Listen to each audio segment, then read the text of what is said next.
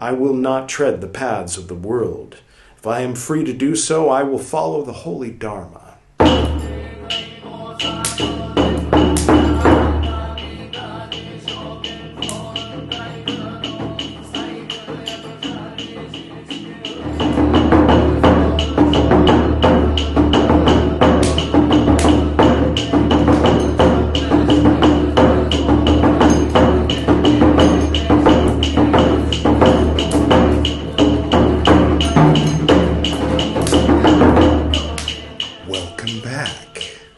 This is Buddhist Books Podcast, episode 280, Padmasambhava, part 19, in which I will continue reading the life and liberation of Padmasambhava.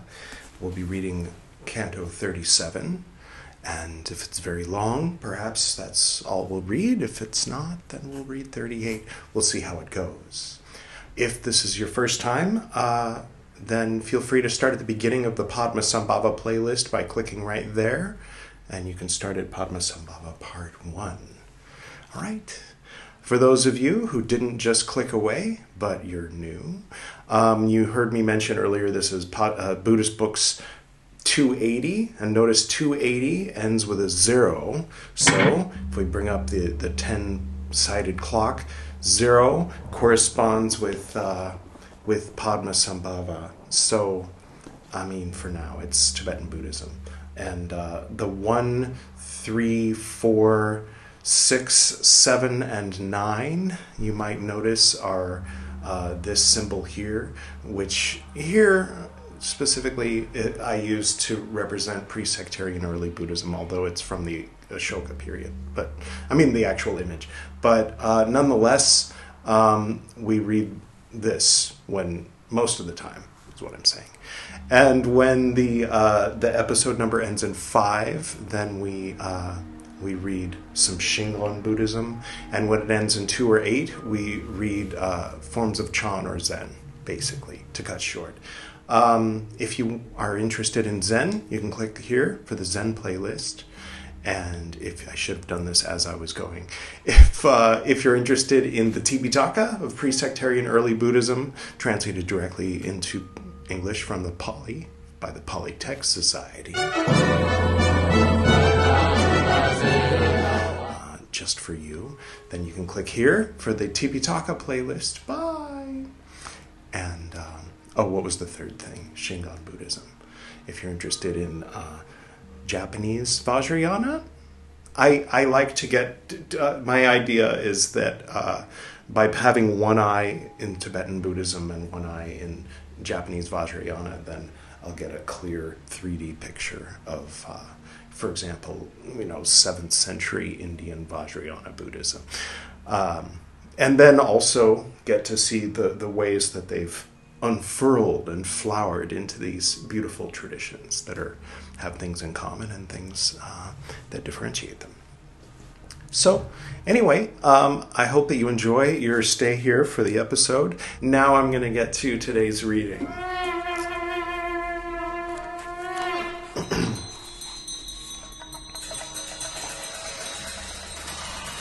Canto 37. The Glance at the Region to be Converted. Now, having seated himself on Mount Girdhrakuta, Padma said, quote, I have looked where there was a region to be converted. It is like a rising sun in a mirror. It has the form of Sintamani, which does not set. Versed in the tantras of the wisdom born of tradition, I do not fear to uphold the Dharma. I'm sorry, I'm just going to pronounce it like an American. The Dharma, forgive me, it's the most comfortable way. I feel like a poser if I try to pronounce it with a rolling R, which rules over beings. Sorry, I'll read that line again. I do not fear to uphold the Dharma, which rules over beings. Versed in the tantras of the wisdom born of reflection, I do not fear the debate of the dogma with the unfaithful. Versed in the tantras of the wisdom born of contemplation, I do not fear to test the limits of the spiritual faculties. If I am not Buddha by name, I am he from having attained the 4 degrees of saintliness of the Suramana. The chief and guide who proclaimed the Dharma has disappeared, and his following no longer supports him. Although the ancient root text has been carried away, the Dharma is not extinct. No more than fat lasts in the mouth of hyenas that carry it away does faith remain en route. By making moderate oaths, one does not acquire boon companions. End quote. Having stirred up these thoughts, he looked with the eye of intuitive knowledge. The karma of ignorance was obscuring the minds of all beings. Not seeing even what was near them, they misunderstood their own minds. Not hearing even the explanations, they were in enormous obscurity. Calling out for happiness, they found only the cycle of suffering. In the region to be converted, not one of them was saved. It was then that, to the lake dazzling immaculate of Udayana, in order to explain the Dharma to the Dakinis, and thinking to develop the meaning, the saint appeared in Dhanakosa. As after a rain, the sun and the rainbow make a prism in the clouds. The 4 Dakinis of the sea islands assembled, pronouncing the secret mantras, the symbolic language of the Dakinis, following the diamond path like its shadow, the Nagas of the sea, the gods of the planets and stars of space assembled. He explained to them the Dharma, and when oaths were exchanged, all promised to serve him. In the practice of worldly actions, one often acts amiss. Seeing by the eye of intuition what must be won over, Padma knew that it would be so with the kingdom of Zahor. Therefore, he considered this region to be converted. On the northwest frontiers, in the land of Udayana, in the center of the capital of Zahur, in his master palace, city of jewels, was the head of the kingdom, Arsadara. He was surrounded by 360 queens, by 720 ministers, foreign and domestic, and held all Zahur under his jurisdiction. A short time later, the queen Hauki had a dream that a tortoise stupa turquoise stupa was coming forth from her head, and that the kingdom of Zahur was scorched by 8 suns which arose together. She told the dream to the king, who, after thinking it over, offered a great sacrifice in celebration. Now, to the aged queen who was visited by the dream, an uneasiness arose, the happy omen of a birth. She felt light and agile in her feet. A number of sons and daughters of the gods surrounded her with reverence. She felt well-being. Her understanding did not waver. On her were 100,000 octillions of splendors and accumulated benedictions. So, let's take a moment to appreciate.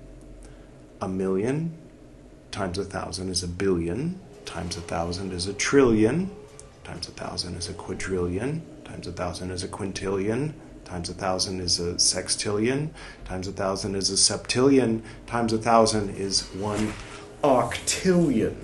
100,000 of those, of splendors and accumulated benedictions were on her.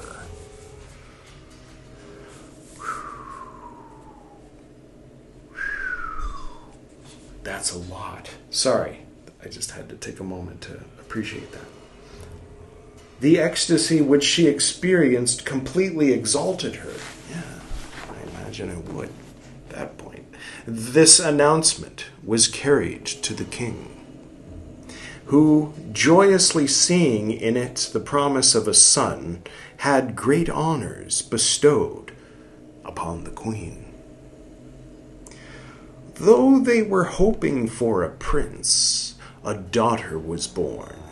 The king, vexed, accused the queen of lying. The queen, in despair, wondering why a son was not born as the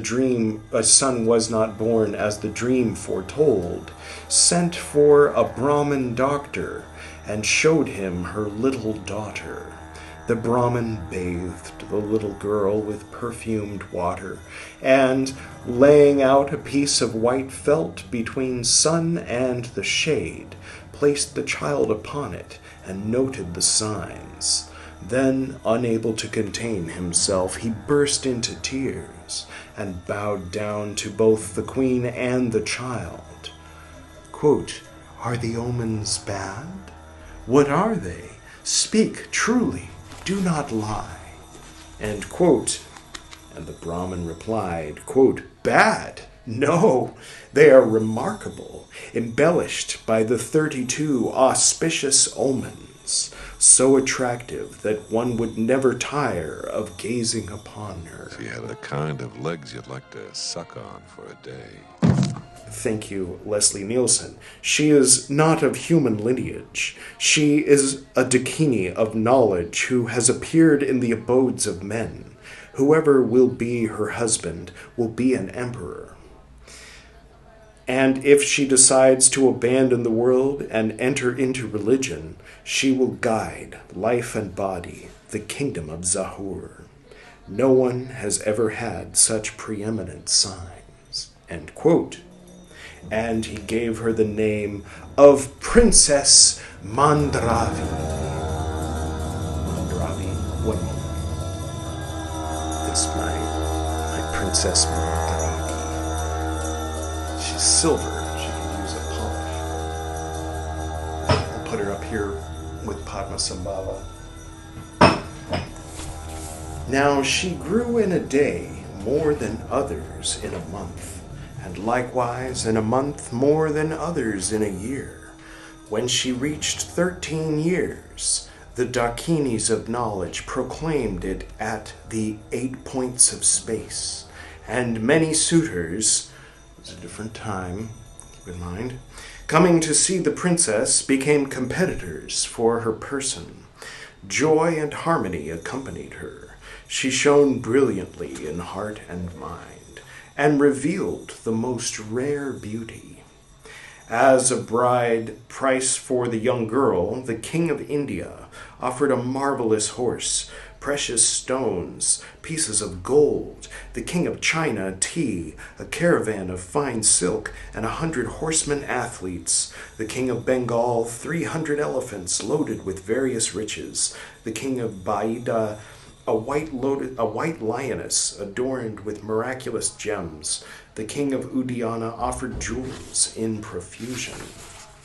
The king of Kashmir, a quantity of antidotes. The king of Khotan, piles of coins. The king of Persia, a number of ladies of quality. The king of Gasar, many harnesses and weapons. The king of Zhangzhou, numerous flocks of sheep. Of the history unabridged of the lives of the Guru of Udiana, Padmasambhava.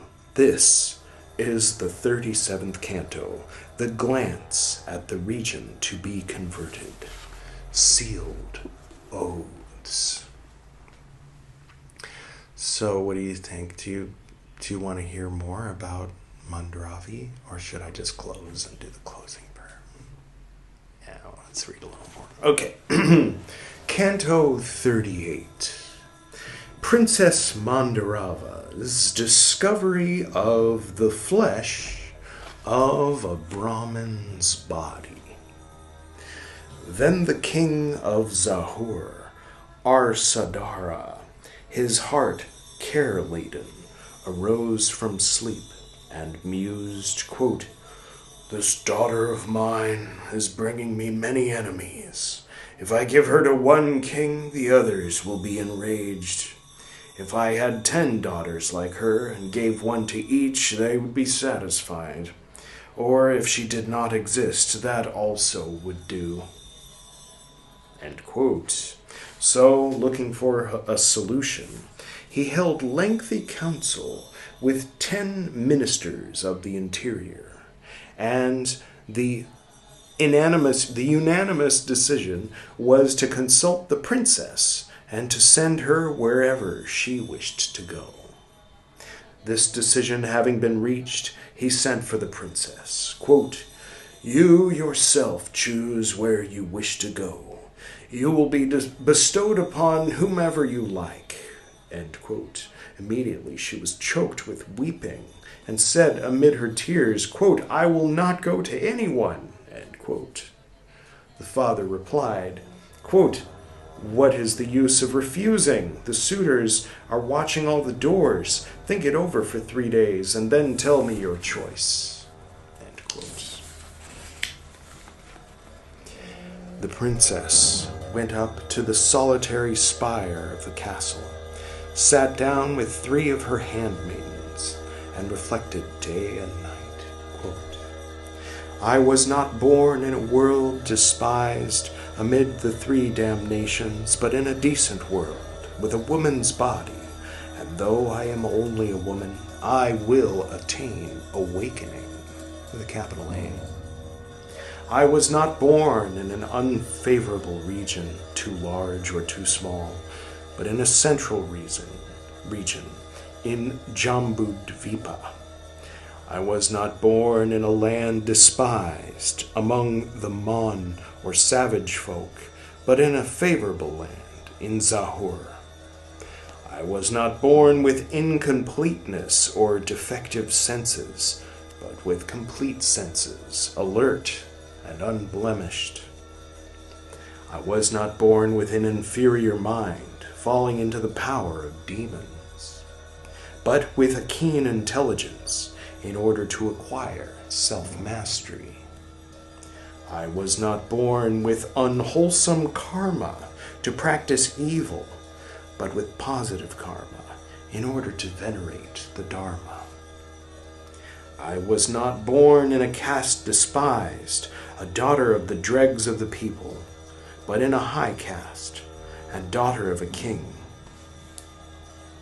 Now, with my person inhabiting a woman's body, of high lineage, good karma, and very wealthy, kings are quarreling over me. When, in the preceding life, one has followed the holy Dharma, one's karma is strengthened. If during this life I do not follow the Dharma, I do not know what body will next be mine, and to come upon the Dharma again is difficult. To put an end to karma, I have abandoned spurious undertakings. To put an end to karma, I must be a practitioner of the true Dharma. I think it would be wrong of me not to do so. When, with the amassing of sorrows, one's faults prove to be too heavy of a burden, one must stop. Though renunciation is her goal, the dependent is but dust. However admirable the qualities of the husband, we would be companions in misery for life. A gold-embellished heifer and a bull. As for me, whatever my merits, I would be a perfect watchdog for the beautiful adornments. Without a moment's respite for each other, for either mouth or hand, I would wander a helpless prey to error's aimless acts. It is time to be free. I must follow the Dharma." End quote. And the princess stood before her father, saying, quote, "Any other dwelling would grieve me just as this one does. I will not tread the paths of the world. If I am free to do so, I will follow the holy Dharma. Otherwise, I will cast off this body and express the wish that I may receive another better fitted for following the Dharma." End quote. Hearing these words, the king, displeased, placed around her 500 servants, to whom he gave the order, quote, "Do not let her leave the palace. If there is suicide or flight, all 500 servants will be fed alive to the dogs." End quote. As was the custom in that country, the king went to the palace of each of his queens and spent the night with each in turn. Each queen then had to see the king's repast. When the turn of old Queen Hauki arrived, because of the numerous suitors, all the meat had been eaten round about, so not one meat dish could be served. Not trusting anyone else to make the appropriate purchase, the queen sent the Princess Mandravi to the market to buy meat, but it was raining in torrents and the market was empty. As the princess was returning, at one side of the road, she saw a dead child, about 8 years old, washed by the rain. Realizing it was the appropriate time, she carefully separated the muscles from the 4 limbs, put them in a bag, and returned to the palace. The queen asked her, quote, "Did you get meat?" End quote. Quote, "Yes, I did," end quote, she replied. Quote, "Then cook it," end quote, said the queen. The princess cooked it, basting it time and again, and after she had abundantly seasoned it with spices, quote, "Mother," end quote, she said, quote, "it is cooked, you may serve it," end quote. So the queen served the king his meal, but as he was digesting it, the meat burnt his body like the fires of bliss. Jumping to the height of 1 fathom above the rug, he almost flew like a bird. For this reason he took the meat to be that of a Brahmin 7 times born. The king, as though he were shouting at a deaf man, cried, "Hauki!" Summoned before the king, the queen arrived. With his left hand he seized the artery at her throat, and with a dagger in his right he touched his wife with the point while undulating like an elephant's trunk, carrying food to the mouth. Quote, "That the meat you served me this morning, will you tell me where it came from? If you do not, I will kill you." End quote. The terrified queen could not resist. Quote, "I do not know. Ask Mandrava.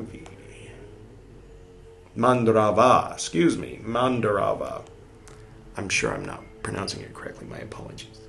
"Rice alone would not do. I sent her shopping in the market." End quote. So the king let her go. Quote, "Very well. Send Mandrava to me." End quote. Having been fetched by the queen, the princess appeared. With his left hand, the king seized her by the throat, and holding a dagger in the right, he touched the young girl with its point. Quote, "Where did you buy the meat you served me? Will you tell me? Otherwise I will kill you." End quote. The princess was terrified, but she could not lie. Quote, "My mother told me to go and buy a great deal of meat. It was raining hard and there was no market. As I was returning, at one side of the road was the body of a child, washed by the rain. I poured out the rice from a cloth bag, put in it the mussels which I took from the limbs, cooked it all to a turn, added water, seasoned it, and served it. Was it poisoned? Was it wrong?" End quote. Then the king said, quote, "Bring the corpse here." End quote. The princess wondered whether it would still be by the road, or whether birds and wild beasts might not have devoured it. She hastened along to get the body. It was still there, so she carried it off and gave it to her father, at which he was content. Using a stone to pound feet, hands, head, trunk, flesh, skin, and everything else, he made many little pellets out of it, and put them in a coffer adorned with the 7 precious substances.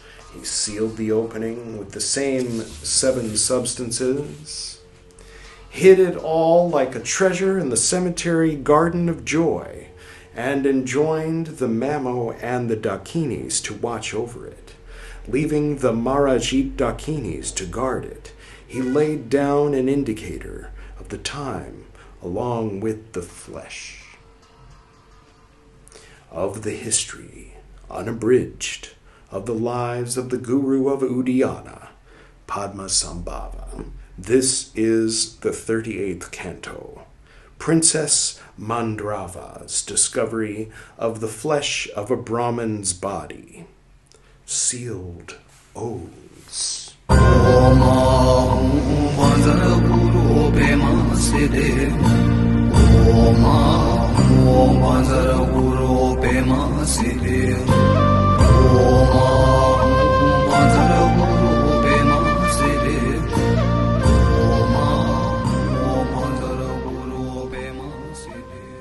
What do you think? Should I read one more?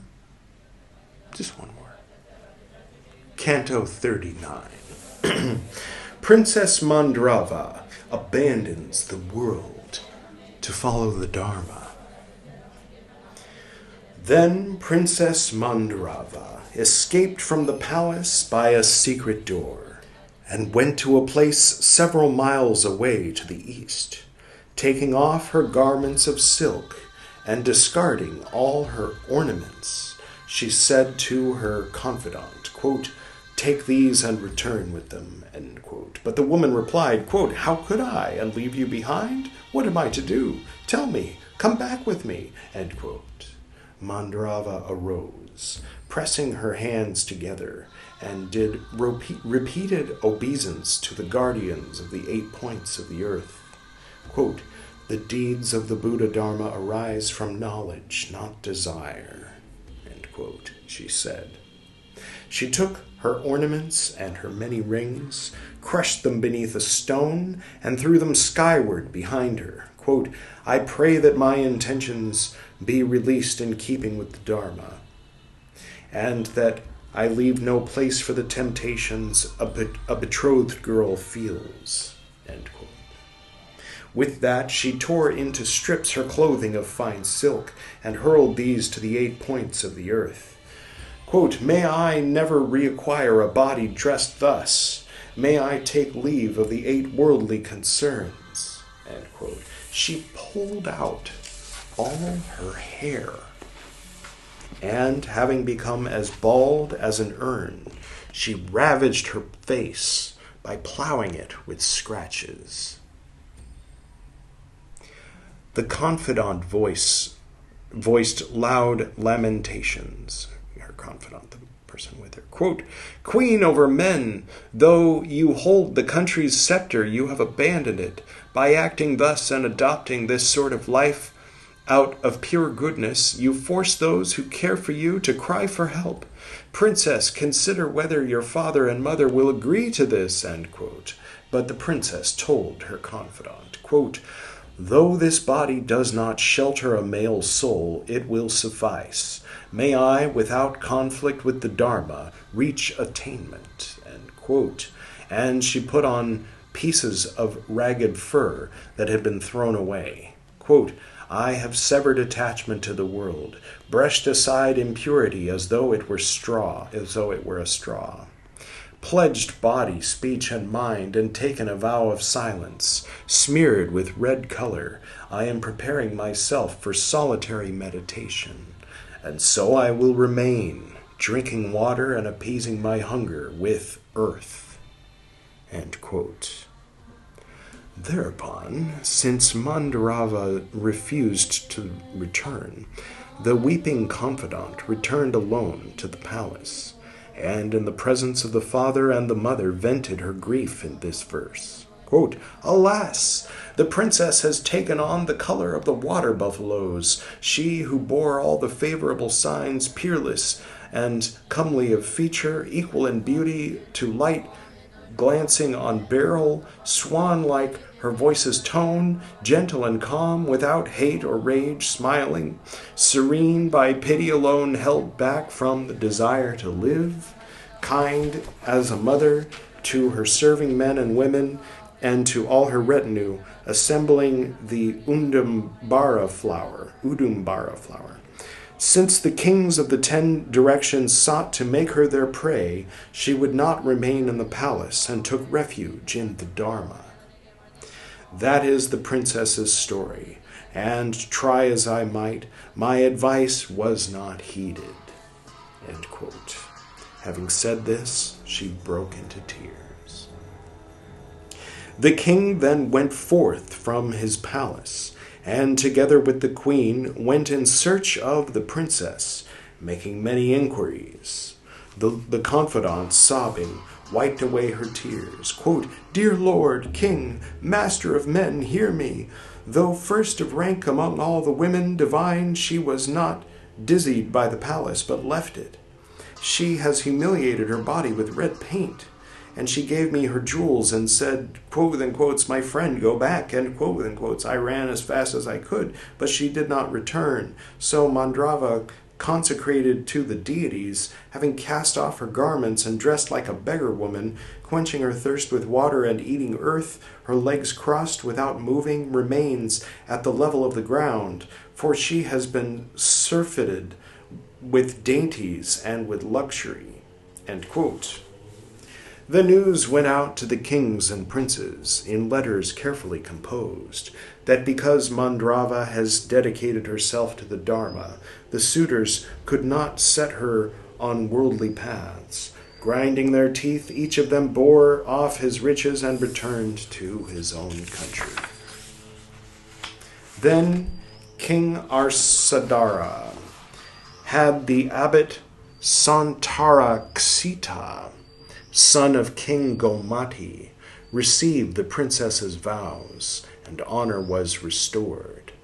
Now, in order that the princess should practice the Dharma, 500 serving women also became ordained, and a palace was built for them a little apart. Kings, ministers, and subjects did her honor. In the mornings, in full tranquility of mind, she gave herself up to ecstasy. In the evenings, following the gentle, verdant slope, she, herself azure, walked in the open meadows and in the beautiful countryside, scented by every kind of flower. Of the history unabridged of the lives of the Guru of Udayana, Padmasambhava. This is the 39th canto. Princess Mandrava abandons the world to follow the law. Sealed Odes.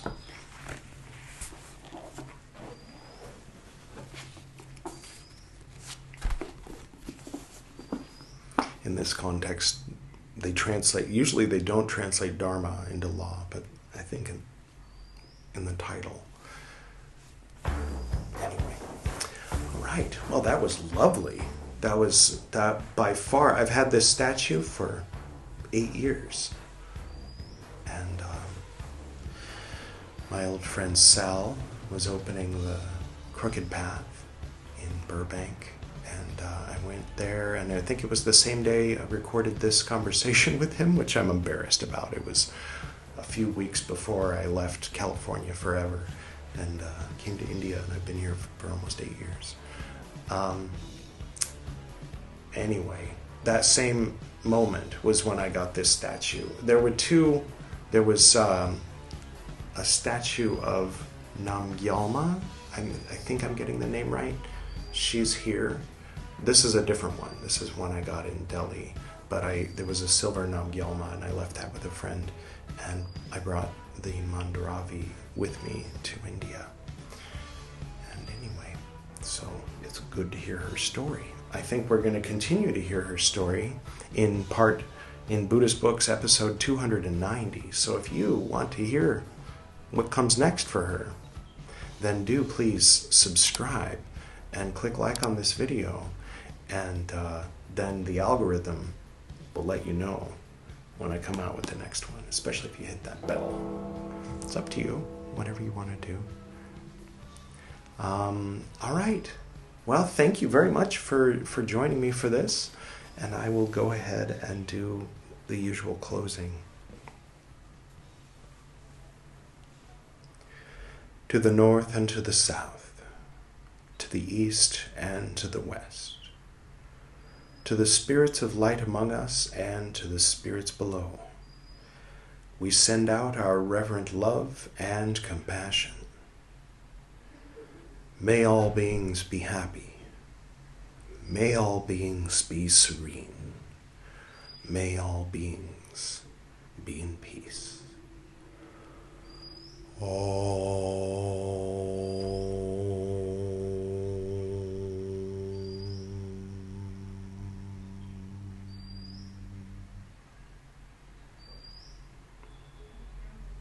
Until next time.